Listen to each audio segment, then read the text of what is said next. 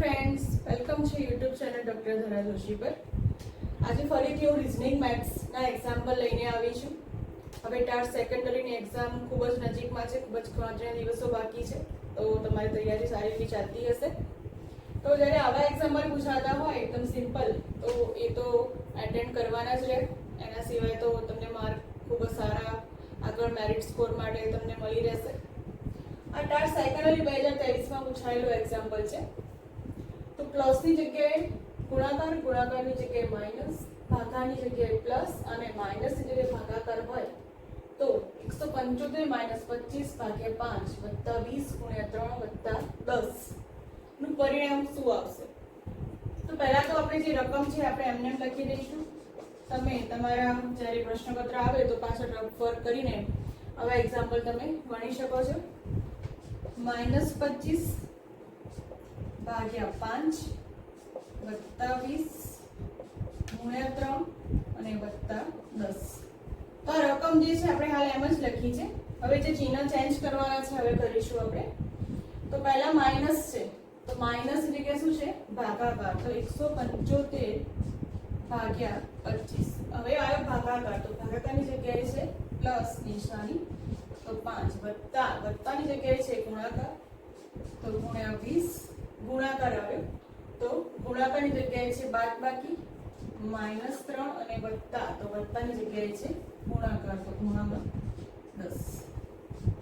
હવે આપણે આમાં જે ભાગુ સબા નિયમ છે એપ્લાય કરીશું. આપણે પ્રાથમિક શાળામાં આ નિયમ આપણે ભણી ગયા છીએ. તો પહેલા ભાગાકાર આવશે, પછી ગુણાકાર, એટલે સરવાળો, અને પછી આવશે બાદબાકી. તો પહેલા આવશે ભાગાકાર, તો 175 ભાગ્યા 25 તો 7 વત્તા 5 ગુણ્યા 20 -3 ગુણ્યા 10. એના પછી શું આવશે? ગુ એટલે તો ગુણાકાર. તો જે ગુણાકાર જે છે એ આપણે કરીશું. તો 7 વત્તા 5 ગુણ્યા 10 એટલે કે 100 -3 ગુણ્યા 10 એટલે 30. હવે શું છે? સરવાળો. પહેલા છે સરવાળો, પછી છે બાદબાકી. તો પહેલા આવશે સરવાળો, તો 7 વત્તા 100 એટલે કે 107 -30. તો હવે કરવાની છે બાદબાકી છે, તો જવાબ આવે છે 77. તો આપણો રાઈટ આન્સર છે 77. એના જેવો જ બીજો એક્ઝામ્પલ છે. પ્લસ એટલે ભાગ્યા, માઇનસ એટલે ગુણ્યા, ભાગાકાર એટલે પ્લસ અને ગુણાકાર એટલે માઇનસ હોય તો 10 - 2 ભાગ્યા 4 ગુણ્યા 10 વત્તા 5 બરાબર શું મળે? આમાં પણ તમે જોશો કે ભાગુ સબાજ નિયમ આપણે ઉપયોગ કરીશું.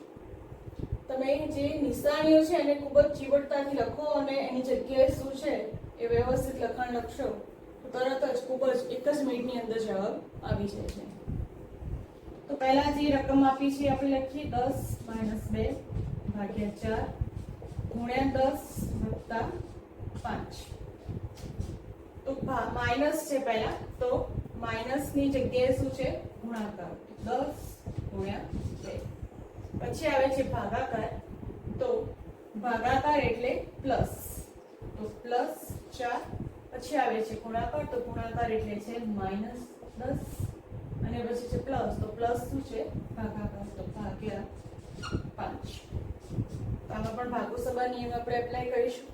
પહેલા જે ભાગાકાર છે એનું જ આપણે સાદું આપવાનું, તો 10 ગુણ્યા 2 વત્તા 4 -10 ભાગ્યા 5 એટલે 2. હવે શું આવશે? ગુણાકાર, તો 10 ગુણ્યા 2 નો ગુણાકાર 20 વત્તા 4 -2. હવે શું આવશે? સરવાળો, ભાગુ સબા એટલે કે સરવાળો, 20 વત્તા 4 એટલે 24 -2 હવે તો બાદબાકી એટલે 22. તો રાઈટ આન્સર છે 22. તો તમે જોઈ શકો છો કે કેટલા સિમ્પલ જ છે, ફક્ત એની નિશાનીઓ ચેન્જ કરીને તમારે સાદું રૂપ આપવાનું હોય છે. તો આવા એક્ઝામ્પલ તમને આવડે જ ને? તો આવા એક્ઝામ્પલને પ્રેક્ટિસ કરો, ફરીથી ગણો, તો ચોક્કસથી પરીક્ષામાં ખૂબ જ ઓછા સમયમાં તમે એક્ઝામ્પલ ગણી શકશો. તો ફરીથી મળીએ નેક્સ્ટ વિડીયોમાં આવા જ એક રિઝનિંગ મેથ્સના વિડીયો સાથે. તો મળીએ, ત્યાં સુધી જય હિન્દ, વંદે માતરમ.